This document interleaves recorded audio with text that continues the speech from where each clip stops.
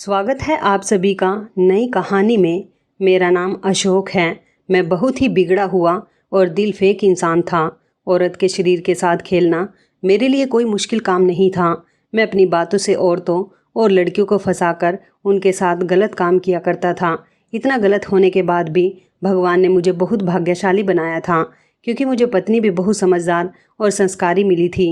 यहाँ तक कि वह अमीर भी थी, जबकि मैं एक मिडिल क्लास फैमिली से बिलोंग करता था। मैं देखने में बहुत स्मार्ट था। मेरी उम्र 35 साल थी। मैंने अपने आप को बहुत फिट रखा हुआ था। मैं अपनी उम्र से छोटा ही नज़र आता था।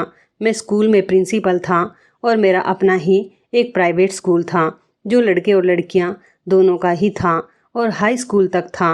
हमारे शहर की बहुत सारी लड़कियां मेरे स्कूल में पढ़ने के लिए आती थी, क्योंकि ये स्कूल मेरा होने से पहले मेरे ससुर का था और काफ़ी पुराना हो चुका था। इसलिए दूर दूर से हमारे स्कूल में लड़कियां लड़के पढ़ने के लिए आते थे। मैं अपनी 15 साल की उम्र से ही रंगीन मिजाज का था। 20 साल की उम्र में मेरी शादी हो गई थी। इस उम्र में आकर भी मैं स्कूल के टीचर को कभी नहीं छोड़ता था। एक दिन खूबसूरत औरत आई और कहने लगी कि सर, मैं गरीब औरत हूँ, प्लीज़ मेरे बेटे का एडमिशन कर लीजिए। मेरा बेटा बहुत इंटेलिजेंट है। मैं अपने बेटे को पढ़ाना चाहती हूँ और अपने बेटे को पढ़ा लिखा कर किसी काबिल बनाना चाहती हूँ। वो औरत बहुत उम्मीद लेकर मेरे पास आई थी। तब मैंने उसे कॉफ़ी दी और कहा कि तुम्हारे बेटे की यहाँ पर एजुकेशन फ्री में हो सकती है। मेरी बात सुनकर वो बहुत खुश हो गई थी, लेकिन फिर मैंने उसे जब अपनी डिमांड बताई तो उसके होश उड़ गए थे। मैंने उसे कहा कि तुम्हें मेरे साथ एक रात गुजारनी होगी। इसके बदले तुम्हारा बेटा यहाँ पर फ्री में अच्छी शिक्षा प्राप्त करेगा। वो औरत मजबूरी में आकर मेरी बात मान गई और मेरे साथ टाइम स्पेंड कर लिया।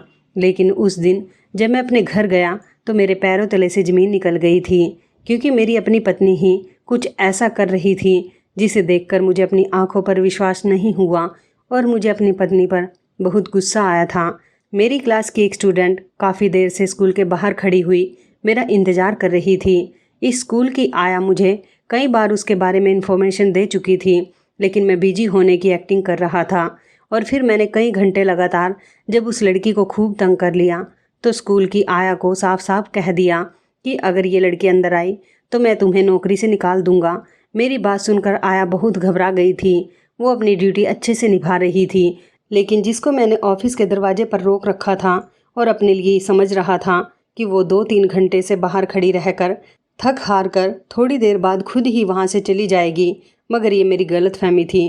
बल्कि वो लड़की तो ऑफिस के अंदर और मुझसे मिलने के लिए मचल रही थी। उसे इंतज़ार करते हुए जब ज़्यादा समय हो गया तो उसने हंगामा करना शुरू कर दिया था। वो ऑफिस के बाहर ज़ोर ज़ोर से चिल्ला रही थी। उसने पूरे स्कूल को भी अपने सर पर उठा लिया था। मेरे ऑफिस के दरवाजे पर ही उस लड़की और आया के बीच बहस शुरू हो गई थी। वो दोनों खूब हंगामा कर रही थी। थोड़ी देर के बाद ही उनके अलावा मैं कुछ और आवाज़ें अपने फैमिली स्टाफ की भी सुन रहा था। तभी अचानक मेरे होश उड़ गए। इससे पहले कि पूरे स्कूल में लड़ाई की खबर लीक हो जाती, मुझे इस लड़की को रोकना ही था।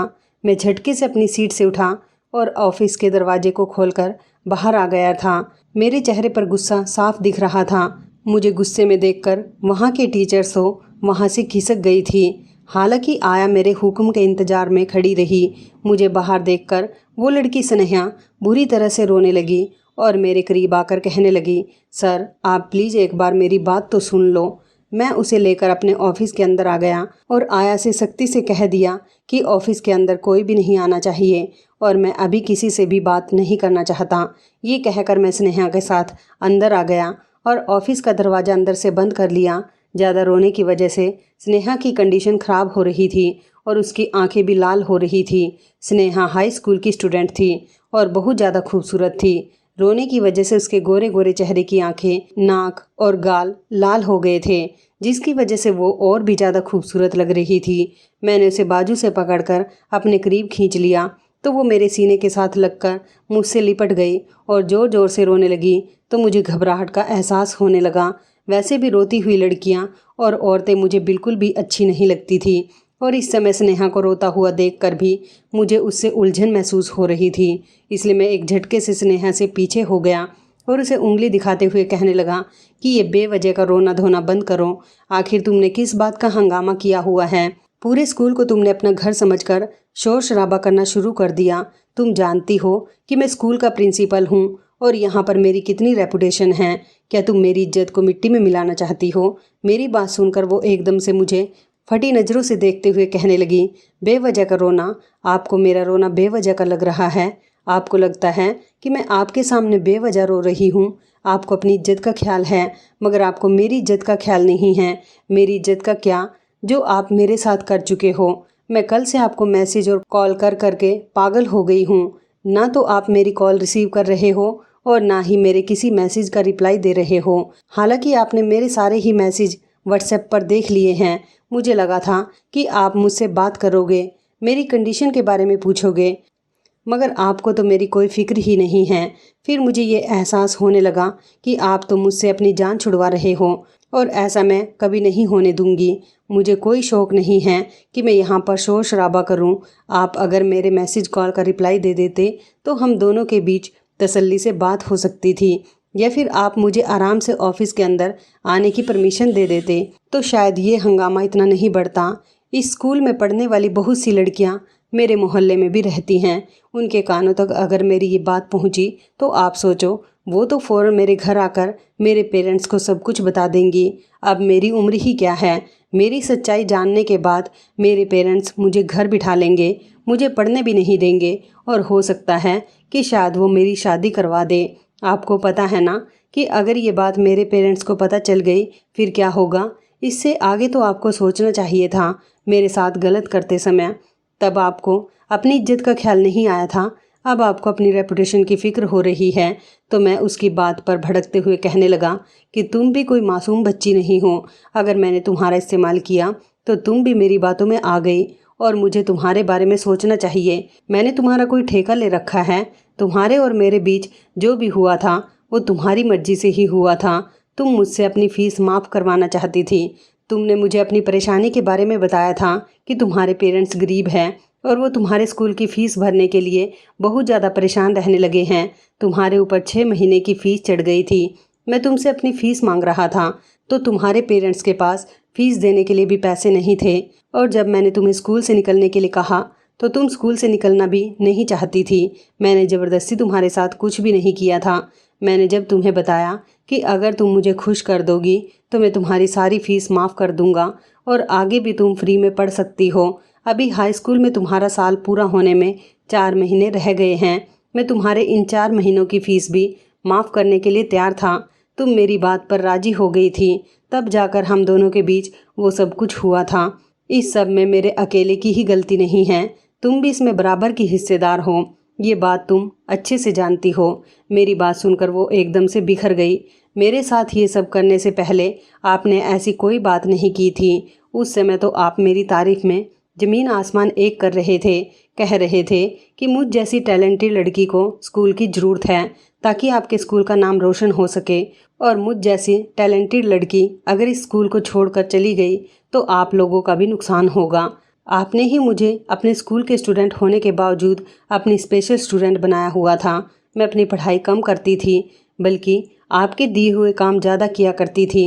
इस एक ऑफ़र पर आपने मेरी पूरी ज़िंदगी बर्बाद कर दी। आप मेरा खूब इस्तेमाल करते रहे, मुझे भरोसा दिलाते रहे कि अगर कोई ऊंच नीच हो गई तो आप मुझसे शादी कर लोगे।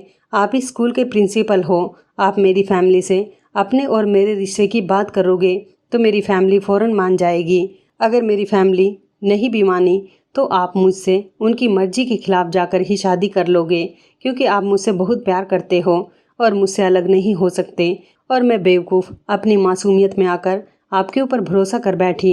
मैं अपना सब कुछ न्यौछावर करके बैठ गई और अब आप कहते हो कि इसमें मेरी भी गलती है। ये कहते कहते उसने अपना पर्स खोला और उसमें से लैब की रिपोर्ट निकालकर मेरे मुंह पर जोर से मारी और कहने लगी कि ये देखो, आप अपनी गलती को आप अपनी आंखों से पढ़ सकते हो कि मैं कितनी बड़ी मुसीबत में फंस चुकी हूँ और कितनी मुश्किल से मैंने अपनी रिपोर्ट करवाई है। मैं जानती हूँ कि आपको मुझ पर यकीन नहीं है, इसलिए मैं आपके पास ये सबूत लेकर आई हूँ। वो यूरिन टेस्ट की रिपोर्ट थी। मैंने एकदम से वो रिपोर्ट पकड़ ली जो अभी ज़मीन पर गिरने ही वाली थी, और इस रिपोर्ट से साफ साफ साबित होता था कि स्नेहा प्रेग्नेंट है। मैंने सवाल करती हुई नज़रों से स्नेहा की तरफ देखा तो वह एकदम से फिर से रोने लगी। वो कहने लगी कि मुझे मेरे माता पिता मासूम बच्ची समझते हैं, लेकिन उन्हें नहीं पता कि उनकी बेटी अपने ही स्कूल के प्रिंसिपल के बच्चे की माँ बन गई है। इस सब की वजह आप हैं। आपने ही मुझे इतनी बड़ी मुश्किल में डाला है। मैं चौंकते हुए उससे कहने लगा, मैं क्यों होता इसकी वजह? मुझे क्या पता कि तुम कितने लड़कों के साथ इश्क लड़ाती रही हो और जब माँ बन गई तो इल्ज़ाम मुझ पर लगा रही हो। तो वो एकदम से हक्का बक्का होती हुई मेरी तरफ देखने लगी। मेरी बात सुनकर तो काफ़ी देर तक उसे यकीन ही नहीं आया था कि ये सब कुछ मैं कह रहा हूँ। कुछ देर के बाद जब वो अपने होश में आई तो वो फिर से रोने लगी और कहने लगी, आपको मानना ही पड़ेगा कि ये बच्चा आपका ही है। मुझे अच्छी तरह से याद है, जब आपने मुझे अपने प्यार के जाल में फंसाया था तो मैं नासमझ थी। मैंने आपके अलावा किसी को अपने आप को छूने तक नहीं दिया था और मैं कुंवारी थी, और पहली बार कुंवारापन ख़त्म करने वाले मर्द से बेहतर ये बात कौन जान सकता है। फिर भी आप मुझ पर गलत इल्ज़ाम लगा रहे हो कि मेरा दूसरे लड़कों के साथ अफेयर था। मेरा किसी के साथ कोई अफेयर नहीं था और मैं आपके प्यार के जाल में सिर्फ मजबूरी में फंसी हूँ, क्योंकि मेरे पास फीस देने के लिए पैसे नहीं थे। वो कहने लगी, कोई बात नहीं, मैं कोई अनपढ़ जाहिल नहीं हूँ, भले ही हाई स्कूल कर रही हूँ, लेकिन इतना तो जानती हूँ कि आप जैसे लोगों के साथ क्या करना चाहिए। मैं आपकी बातों से डरने वाली नहीं हूँ। मैं आपको अदालत तक घसीटूंगी। आप औरत की ताकत को नहीं जानते। मेरी उम्र भले ही अभी कम है, मगर मैं लड़कियों के साथ हो रहे फ्रॉड को अच्छी तरह से जानती हूँ। आपने भी तो मेरे साथ जुल्म ही किया है, जिसकी सज़ा आपको मिलनी चाहिए। पहले तो मेरा इरादा था कि मैं इस बच्चे को ख़त्म कर देती हूँ, इसके बारे में किसी को कानो कान खबर भी ना हो, लेकिन अब सवाल मेरे करैक्टर पर आ गया है, तो आप यकीन कर लीजिए कि मैं अपने करैक्टर पर लगा हुआ दाग जरूर मिटाऊंगी। मैं ऐसा कभी नहीं करूंगी, बल्कि इस बच्चे का जन्म होने के बाद मैं इसका डीएनए टेस्ट करवाऊंगी और फिर इस बात का फैसला तो अदालत करेगी कि इसका पिता कौन है। आप मेरी बात का यकीन कीजिए, मैं खुद तो सबके सामने जलील हो जाऊंगी, मगर आपको भी कभी इज्जत से जीने नहीं दूंगी। जैसे आपने मेरी इज्जत पर दाग लगाया है, मैं आपकी इज्जत पर भी ऐसे ही दाग लगा कर रहूँगी। आपने मेरी मजबूरी का फ़ायदा उठाया है। मैं भी दुनिया को बताऊंगी कि स्कूल की आड़ में आपने लड़कियों की इज्जत के साथ खेलने का अड्डा खोल रखा है, जहां पर आप भोली भाली लड़कियों की मासूमियत के साथ खेलते हो। आप अच्छी तरह से जानते हो कि आपका वास्ता इस बार चंद पैसे देकर खामोश हो जाने वाली लड़की से नहीं पड़ा। वो मेरी आंखों में आंखें डालकर मुझे चैलेंज करने वाले अंदाज में बोल रही थी, तो एक पल को तो मैं भी उसकी बात सुनकर शौक रह गया था, क्योंकि वह कम उम्र की दिखने वाली लड़की इतनी ज़्यादा चालाक होगी, मैंने कभी सोचा भी नहीं था। इस समय मुझे अपना नाम, बिजनेस और अपनी इज्जत सब कुछ दांव पर लगा हुआ महसूस हुआ, और सबसे बढ़कर ये कि मैं एक फैमिली वाला था, मेरे बीवी बच्चे थे। अगर किसी तरह ये बात मेरे घर तक पहुंच जाती तो मेरी पत्नी और मेरी जवान बेटियों पर इसका क्या असर पड़ता। मेरी पत्नी, जिसके पैसे पर मैं स्कूल की बिल्डिंग बनाने में कामयाब हुआ और इतनी कामयाबी से अपना बिजनेस चला रहा था, वो सब कुछ बर्बाद हो जाता, क्योंकि मैं अपनी पत्नी को बहुत अच्छे से जानता था। उसने मुझे पूरी तरह से फ्रीडम दी हुई थी, लेकिन कब कहाँ मेरी लगाम खींचनी है वो इस बात को बहुत अच्छे से जानती थी। और मुझे सबसे ज़्यादा डर इसी बात का था कि अगर मेरी पत्नी के कानों में ज़रा सी भी मेरी अय्याशियों की भनक पड़ गई तो फिर लेने के देने पड़ जाएंगे। मैंने बहुत तेज़ी के साथ इस मामले की सीरियसनेस को कैलकुलेट किया, क्योंकि मुझे अपने सामने खड़ी लड़की उन आम लड़कियों की जैसी नहीं लग रही थी जो इससे पहले भी मेरे अत्याचार की शिकार हो चुकी थी, जो रो धोकर चुप हो जाती थी। मगर ये लड़की तो बिल्कुल भी ऐसी नहीं लगती थी। ये तो मुझे खुला चैलेंज दे रही थी, धमकियाँ दे रही थी, और मैं इतनी बात जानता हूँ कि जो लड़कियाँ धमकी देने पर आ जाए वो सच में कुछ भी कर गुजरती हैं। वैसे भी ये लड़की स्कूल में मौजूद बाकी लड़कियों से काफ़ी अलग थी, तभी तो मैं इस पर फिदा हुआ था। इसी वजह से इसके साथ जितनी जल्दी मेरा रिलेशन बना उतनी ही जल्दी ख़त्म भी हो गया था। मैंने इसका पूरा फ़ायदा उठाया। जब मेरा मन भर गया तो मैंने फ़ीस ना देने का आरोप लगाकर इसे स्कूल से निकाल दिया। इसके पेरेंट्स मेरे पास आए थे और अपनी बेटी के एडमिशन की दोबारा से बात कर रहे थे, मगर मैंने इसके पेरेंट्स से पूरे 1 साल की फ़ीस की डिमांड की थी, जो कि वो लोग नहीं दे सकते थे। इसलिए वो लोग भी निराश होकर यहाँ से चले गए थे। ये लड़की स्कूल से निकलने के बाद भी मेरे सर पर ही चढ़ती जा रही थी और मुझे इस बात का बहुत गुस्सा था। मैं एक बिगड़ा हुआ इंसान था। ये स्कूल मेरी पत्नी का था और यहाँ पर कभी मैं एक टीचर की नौकरी करने के लिए आया था, लेकिन मैं एक फेंक दिल इंसान था। इसलिए बहुत जल्द अपने स्कूल में पढ़ाने वाली अपनी पत्नी को मैंने अपनी चिकनी चुपड़ी बातों में उलझा लिया था। मेरी पत्नी अपने पिता के स्कूल में ही टीचिंग करती थी। मुझसे पहले उसके पिता यहाँ के प्रिंसिपल थे। मेरी पर्सनैलिटी भी बहुत अच्छी थी, इसलिए मैं ये बात तो अच्छी तरह से जानता था कि जिसे मैं नज़र भरकर एक बार देख लूँ वो मुझ पर फिदा ना हो जाए। ये हो ही नहीं सकता। मैं वैसे भी लड़कियों के बारे में अच्छी तरह से जानता था कि उनको इम्प्रेस करने के लिए क्या क्या करना पड़ता है, और मैं अपनी पत्नी को पटाने में काफ़ी हद तक कामयाब भी हुआ था। यही वजह थी कि मेरे दोस्तों में लड़कों से ज़्यादा लड़कियां मेरी दोस्त थीं। ये और बात है कि मैंने उनमें से किसी के साथ भी शादी की कमिटमेंट नहीं की थी, लेकिन मैंने स्कूल में टीचिंग करने के दौरान ये सोच लिया था कि मुझे भावना से ही शादी करनी होगी, जो स्कूल के प्रिंसिपल की इकलौती बेटी थी। इस फैसले को करने की मेरी दो बड़ी वजह थी। एक तो वो अपने पिता के मरने के बाद इस बड़े स्कूल की अकेली मालकिन थी, जिसकी महीनों की लाखों की सैलरी थी, और दूसरी ये कि वह कुंवारी थी और उसके पिता उसके लिए कोई अच्छा लड़का तलाश कर रहे थे। कुछ दिन बाद जब प्रिंसिपल साहब इस दुनिया से चले गए तो मेरी पत्नी स्कूल की प्रिंसिपल बन गई थी। धीरे धीरे वो मुझसे प्यार करने लगी थी। उसकी आंखों में मैंने देखा था कि वो मुझसे शादी करना चाहती है। वो मेरे साथ सेटल हो जाना चाहती थी। तो फिर मैंने एक तीर से दो निशाने करने के बारे में सोचा कि बजाय इसके कि मैं अपनी सारी ज़िंदगी यहाँ पर टीचर बनकर गुजार दूँ, क्यों ना इस लड़की से शादी करके मैं ही स्कूल का मालिक बन जाऊँ। इसलिए मैंने भावना को और ज़्यादा इम्प्रेस करना शुरू कर दिया। पहले उसके सामने अप्रिशिएट होकर उसे ये जताया कि मैं कितना मेहनती इंसान हूँ, और उसके बाद मैंने अपनी मोहब्बत की शीशी में उसे ऐसे उतारा कि वो मेरी मोहब्बत में दम भरने लगी, और उसने मुझे एक दिन खुद ही शादी के लिए प्रपोज कर दिया। तो मैंने एक सेकंड भी गंवाए बिना उसे फ़ौरन ही हाँ कर दी, और शादी होने के बाद धीरे धीरे मैंने उसकी सीट पर ऐसा कब्जा किया कि उसे बिल्कुल ही घर का बनाकर रख दिया था। ऐसा नहीं था कि वो स्कूल से बिल्कुल ही कट ऑफ हो गई थी, बल्कि वो कभी कभी विजिट पर आती थी। तो ऐसे में मैं अपनी पूरी कोशिश करता था कि उसे कुछ भी ना पता चले। इस स्कूल में फ़ीमेल टीचर्स के साथ मेरी आशिकी और मोहब्बत के खेल हर रोज़ चल रहे थे, मगर फिर धीरे धीरे कम उम्र की खूबसूरत लड़कियों पर भी मेरा दिल आने लगा था। जिन टीचर्स का मुझे लगता था कि उनका करैक्टर लूज है या मैं उन्हें अपनी मर्जी से तोड़ मरोड़ सकता हूँ, तो मैं उनके साथ सब कुछ कर गुजरता था। मैंने अपने ऑफिस के साथ ही एक कमरा अपनी अय्याशियों के लिए बनाया हुआ था, जहाँ पर मैं आराम करने के लिए लेटने के लिए जाता था। तो मेरे बगल में कोई ना कोई स्कूल की टीचर या फिर स्टूडेंट मौजूद होती थी।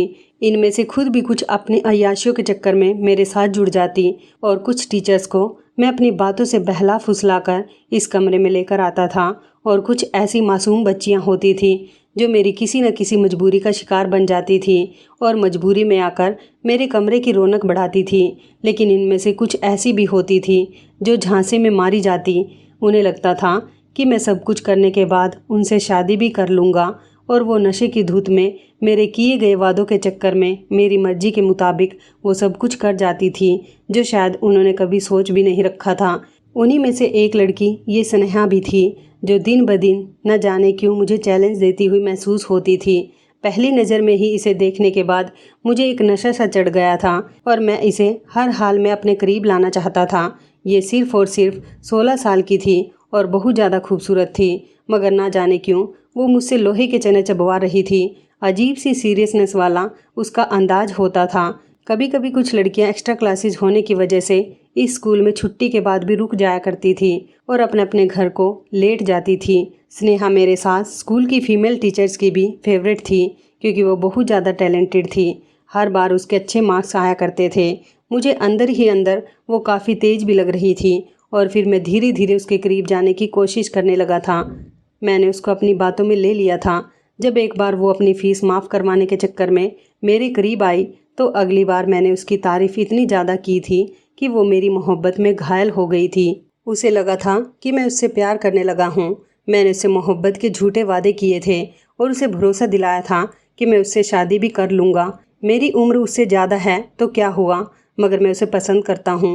वो मेरी बातों में आसानी से आ गई थी। उसके बाद मैं उसे छोटे छोटे काम के लिए अपने ऑफिस में बुलाया करता था, और एक दो बार उसका भरोसा जीतने के लिए मैंने उसके क्लास टीचर से कहकर उसके मार्क्स पहले से भी ज़्यादा बढ़ा दिए थे। मैंने स्नेहा को उसकी क्लास की मॉनिटर बना दिया था। इस तरह वो मेरे ऑफिस में बार बार आती जाती रहती थी। सबको लगता था कि मॉनिटर होने की वजह से वो मेरे पास कोई ना कोई काम लेकर आती है। इसलिए किसी को हम दोनों पर शक भी नहीं होता था। मैं उसको देख देख कर अपनी आंखों को सेकता रहता था और अपनी चिकनी चुपड़ी बातों से उसका दिल भी जीत लिया था। उसे अपनी बातों में इस तरह से ले लिया था कि वो किसी को मेरे बारे में कुछ भी नहीं बताए, और ऐसा ही हुआ था। वो मेरे एहसानों तले इतनी दब चुकी थी कि चाहकर भी मेरे बारे में किसी को कुछ नहीं बता सकती थी। मैंने धीरे धीरे उसके साथ अपनी हवस पूरी करनी शुरू कर दी थी, मगर फिर कुछ दिनों के बाद ही ये मेरे दिल से उतर गई थी। हालांकि इससे पहले मेरे साथ ऐसा कभी नहीं हुआ था। लड़की अपनी मर्जी से या मेरी मर्जी से मेरे करीब आई भी थी तो इतनी जल्दी मेरे दिल से नहीं उतरती थी। मैं दिन ब दिन किसी न किसी लड़की को अपने कमरे में बुलाकर उसके साथ अपनी हवस पूरी कर लिया करता था। साथ ही साथ उन्हें मुंह बंद रखने के लिए अच्छी खासी रकम भी दे दिया करता था। इस तरह वो खुशी खुशी हर बार मेरे इशारे पर इस कमरे में मौजूद होती थी। लेकिन स्नेहा दूसरी लड़कियों से बहुत अलग थी। उसने मुझे मेरे छूने से भी पहले ये बात मुझ पर साफ जता दी थी कि वो मुझसे शादी जरूर करेगी, जबकि मैं तो शादी के नाम से ही दूर भागता था। मैं तो अपनी पहली शादी से भी खुश नहीं था। अगर मजबूरी नहीं होती तो मैं भावना से भी कभी शादी नहीं करता, बल्कि शादी तो मुझे किसी बेड़ियों की तरह लगती थी और मैं हर बार अपने आप को कुंवारा और जवान बनाकर रखता था। मैं चाहता तो अपनी पत्नी को डिवोर्स दे सकता था, लेकिन प्रॉब्लम ये थी कि उसे डिवोर्स देने के बाद मैं बिल्कुल सड़क पर आ जाता, क्योंकि मेरी पत्नी भावना ने अभी तक ये स्कूल मेरे नाम नहीं किया था। और जाहिर सी बात है, सोने की चिड़िया को आखिर कौन अपने हाथ से जाने देता है। भावना मेरे लिए सोने की चिड़िया जैसी ही थी, जिसने मुझ जैसे मामूली टीचर को अपने स्कूल का प्रिंसिपल बना दिया था, सिर्फ और सिर्फ मेरे प्यार में पड़कर।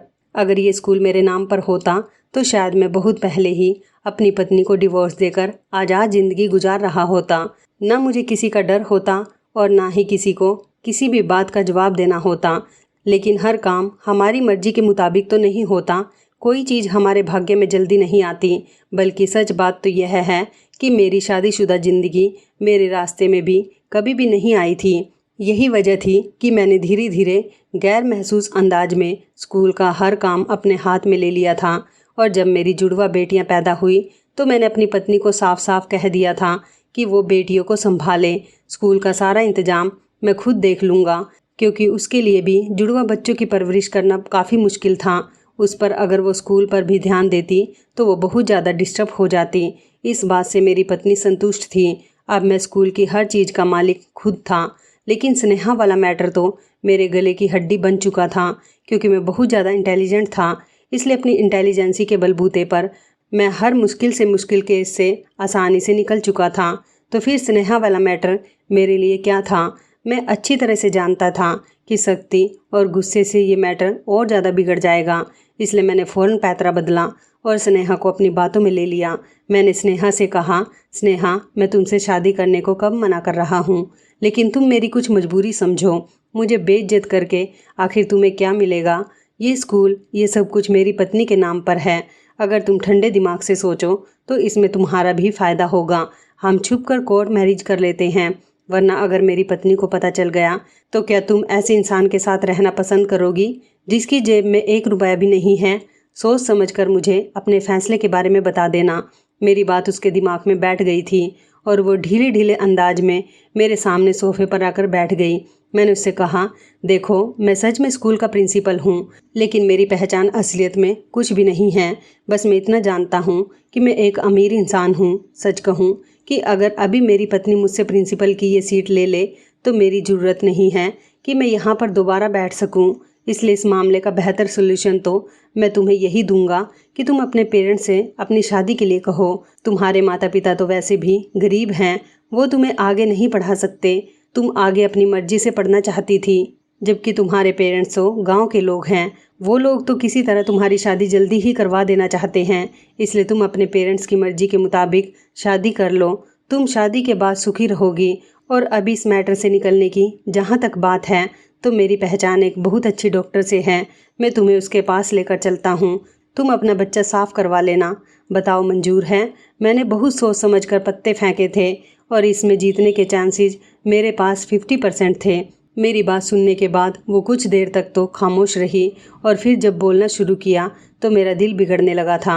उसने मुझसे कहा कि मुझे डॉक्टर के पास ले चलो ताकि मैं इधर से आज़ाद हो जाऊं। मेरे पिताजी के गांव से एक रिश्ता आया है, मैं वहां पर शादी कर लूँगी, मेरे लिए यही बेहतर होगा। तो मैंने दिल ही दिल में इस लड़की की दाद दी।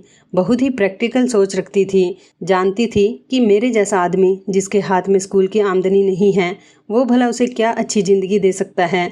इसलिए उसने समझदारी का सबूत देते हुए मुझसे इस सिलसिले में जब मदद चाही तो मैंने फ़ौरन से कहा कि मैं तुम्हें अभी और इसी समय डॉक्टर के पास ले चलता हूँ, 1-2 घंटे की बात है, फिर तुम इस मैटर से जान छुड़ा लोगी। तो वो मान गई थी। उसने अपने किसी फ्रेंड को इस बारे में बताया था, जिसके थ्रू उसने अपनी यूरिन रिपोर्ट भी करवाई थी। अब मैंने उसे समझाया था कि वो अपने किसी दोस्त को मेरे बारे में ना बताएं। मैं स्नेहा को लेकर जब डॉक्टर के पास गया तो उसने मुझसे अच्छी खासी रकम वसूल की और स्नेहा का ट्रीटमेंट किया। तो उसने मुझे उसी समय बता दिया था कि ये केस कोई नॉर्मल केस नहीं है और ये काम करवाने से इस लड़की की जान को भी खतरा हो सकता है। मुझे बहुत गुस्सा आ रहा था कि इस लड़की का कोई भी काम नॉर्मल नहीं है। इसके पहले भी मैं कई लड़कियों को यहाँ पर ला चुका था, सबके काम ठीक से हो ही जाते थे, लेकिन ये लड़की तो मेरे लिए सिर्फ मुश्किल बन गई थी। जैसे तैसे करके ये मैटर किसी तरह सॉल्व हो गया, लेकिन आखिरी समय पर स्नेहा की तबीयत बिगड़ गई और उसकी मौत हो गई। डॉक्टर भी मुसीबत में फंसने वाली थी, मगर उसे मोटी रकम देकर खामोश करवा दिया गया, जबकि स्नेहा की डेड बॉडी को भी ठिकाने से लगा दिया गया था। इस तरह की डेड बॉडी को मैंने अपने जानने वाले एक नौकर के हाथ जंगलों में भिजवा दिया था। काफ़ी दिनों तक एक गुमशुदा लड़की की खबर मीडिया पर चलती रही और फिर पता चला कि स्नेहा की डेड बॉडी जंगल में मिली थी। उसके पेरेंट्स को इस बारे में पता चल गया था। पुलिस को डेड बॉडी मिल गई थी, मगर किसी को भी ये नहीं पता चला था कि असल कसूरवार कौन है। इसलिए उसके परिवार वाले रो धोकर खामोश हो गए थे और मैंने सुकून का सांस लिया था और मैं फिर से अपनी अय्याशियों की तरफ लौट आया था। अब की बार तो मेरे दिन रात खूब मक्खन मलाई की तरह गुजरने लगे थे। अब की बार एक हीरा मेरे हाथ लगा था। मैं खुशी से फूला नहीं समा रहा था।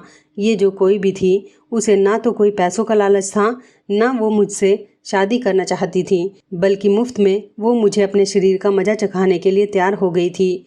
मुझे और क्या चाहिए था। ये औरत बहुत ज़्यादा खूबसूरत थी। बदले में सिर्फ इतना चाहती थी कि उसका बेटा मेरे स्कूल में फ्री में पढ़ सके। मेरी नज़र तो उसकी खूबसूरती से हटने का नाम ही नहीं ले रही थी।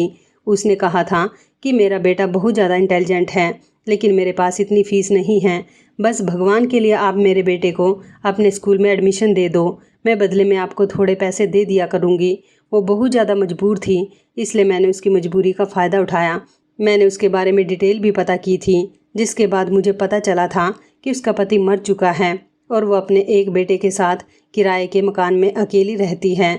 लोगों के घरों में काम करके अपना और अपने बेटे का गुजारा करती है। मुझे ये औरत अपना आसान शिकार नज़र आई थी, क्योंकि ये कुंवारी भी नहीं थी जो नखरे दिखाती। और दूसरी बात, यहाँ पर पैसों के लेन देन का भी कोई मामला नहीं था, बल्कि उल्टा मैं उस पर एहसान करके उसके बेटे को अपने स्कूल में एडमिशन दे रहा था। जब उसके बेटे ने स्कूल में एडमिशन लिया था, मैं बहाने बहाने से इस औरत को अपने स्कूल में बुलाता था। वो बहुत मजबूर थी, इसलिए आ ही जाती थी। एक दिन मैंने उसे अपने स्पेशल कमरे में आने के लिए कहा तो वो रोने लगी। तो मैंने उसे बताया कि इसमें रोने वाली क्या बात है। अगर तुम्हें मंजूर है तो तुम मेरे साथ इस काम के लिए तैयार हो सकती हो, और अगर मंजूर नहीं है तो तुम यहाँ से जा सकती हो। इसमें कोई प्रॉब्लम वाली बात नहीं है, मगर जाते जाते तुम अपने बेटे को भी यहाँ से लेकर चली जाना, क्योंकि मैंने कोई अनाथ आश्रम खोला हुआ नहीं है। मैं जानता था कि ये औरत अपने बेटे के लिए कुछ भी करने को तैयार थी। इसने अपने बेटे को सरकारी स्कूल से निकालकर महंगे स्कूल में डाला था, ताकि आगे चलकर उसके बेटे का फ्यूचर बन जाए। लेकिन जब उसे लगा कि उसके बेटे की शिक्षा यहीं पर रुक सकती है, तो वो मेरे साथ कमरे में चली गई। वो जितनी देर तक मेरे साथ रही, उसकी आंखों से आंसू नहीं रुक रहे थे। वो इतनी ज़्यादा खूबसूरत थी कि मैंने अपने सारे पैसे वसूल कर लिए थे। अपने और उसके बीच होने वाले सारे खूबसूरत लम्हों की मैंने रिकॉर्डिंग भी कर ली थी। जब वो जाने लगी तो मैंने उसे रिकॉर्डिंग दिखा दी थी। रिकॉर्डिंग देखकर उसके होश उड़ गए थे। उसने मुझसे वीडियो डिलीट करने के लिए कहा, तो मैंने उसे कहा कि ये वीडियो डिलीट हो जाएगी, लेकिन तुम्हें मेरे बुलाने पर हर बार आना होगा, क्योंकि मैं जानता था कि ये हर बार तो मेरे बुलाने पर नहीं आएगी। इसलिए मैंने इतना कड़ा बंदोबस्त कर दिया था कि अगर वो अपने बेटे को यहाँ से लेकर जाना भी चाहेगी तो नहीं जा पाएगी। मैं बहुत ज़्यादा खुश हो रहा था, क्योंकि मुझे ऐसी कमज़ोर और बेबस औरतें बहुत पसंद थी। इस औरत का इस्तेमाल मैं कभी भी कर सकता था। ये मेरे लिए अब ऑल टाइम बन चुकी थी। मैं इसी बात से खुश होते हुए अपने घर की तरफ आ रहा था, लेकिन अंदर से मुझे ज़ोर ज़ोर से रोने की आवाज़ सुनाई देने लगी। तो मैं दौड़ता हुआ दरवाज़ा खोलकर अपने घर के अंदर दाखिल हुआ। मैंने देखा कि मेरी बेटी बुरी तरह से रो रही है और मेरी पत्नी उसे मार रही है। मैंने एकदम से अपनी पत्नी को गुस्से से पीछे धकेला और अपनी पत्नी के सामने आकर खड़ा हो गया। वो बार बार मुझसे कह रही थी कि आप हम दोनों के बीच से चले जाओ, मैं आज इस लड़की को जिंदा नहीं छोड़ूंगी। मुझे भगवान ने सिर्फ 2 जुड़वा बेटियां दी थी।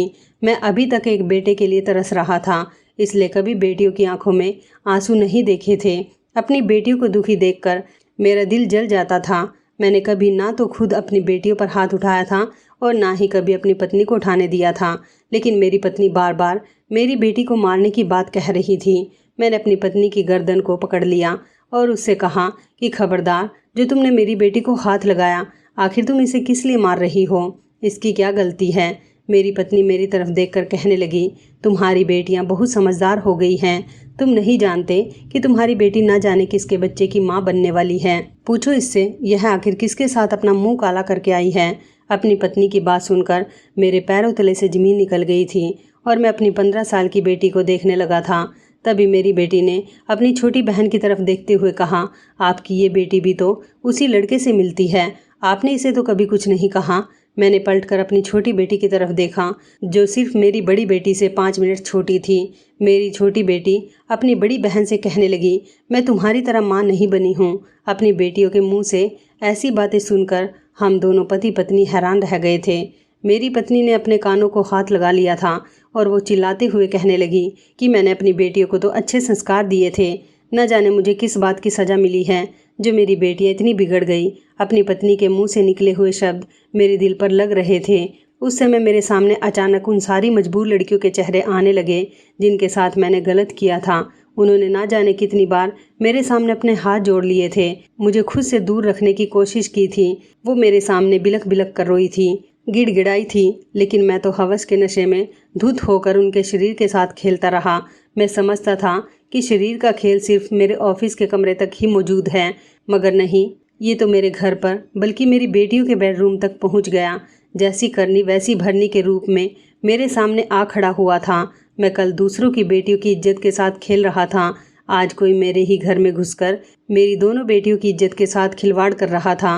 मुझे मेरे किए की सज़ा मिल गई थी। आज मेरी बड़ी बेटी अपने ही बॉयफ्रेंड के बच्चे की माँ बन चुकी है और उसी बेटी के बॉयफ्रेंड ने मेरी छोटी बेटी को भी अपनी गर्लफ्रेंड बनाया हुआ है। मेरी पत्नी ये सब कुछ देखकर पागल हो गई थी। आज मेरी बेटियां उसी रास्ते पर चल रही हैं जिस रास्ते की शुरुआत मैंने की थी। मुझे अपनी गलती का एहसास हो गया। मैंने जिन लड़कियों की वीडियो बनाई थी उनकी वीडियो भी डिलीट कर दी है और जिनके साथ मैं गलत कर चुका था उनके लिए मैं भगवान से माफ़ी मांग चुका हूँ, क्योंकि उनसे माफ़ी मांगने की मेरे अंदर हिम्मत नहीं है। आज मेरे घर के हालात पूरी तरह से बिगड़ गए। मेरी पत्नी ने जितने अच्छे संस्कार मेरी बेटियों को देने की कोशिश की थी वो इतनी ही ज़्यादा बिगड़ गई थी। आखिर वो अपने पिता पर गई थी। मेरी पत्नी तो ऐसी बिल्कुल भी नहीं थी। मेरी बेटियां बहुत बिगड़ गई हैं, अपने पिता की किसी बात को नहीं सुनती। अपनी माँ के पागल होने का उन्होंने खूब फ़ायदा उठाया और आज वो लड़कों के साथ खूब रिलेशन बना रही हैं। मुझे मेरे किए की सज़ा मिल रही है। मैं अपने हाल पर बहुत शर्मिंदा हूँ। बस भगवान से प्रार्थना करता हूँ कि वो सब लड़कियाँ मुझे माफ़ कर दें जिनके साथ मैंने गलत किया था, और भगवान मेरी बेटियों को भी ठीक कर दे, क्योंकि अपनी बेटियों की वजह से मेरी भी बहुत बदनामी हो चुकी है। तो इस कहानी के बारे में आपकी क्या राय है, कमेंट करके ज़रूर बताइएगा। दोस्तों, आपको हमारी ये कहानी कैसी लगी, आप हमें कमेंट बॉक्स में ज़रूर बताएं।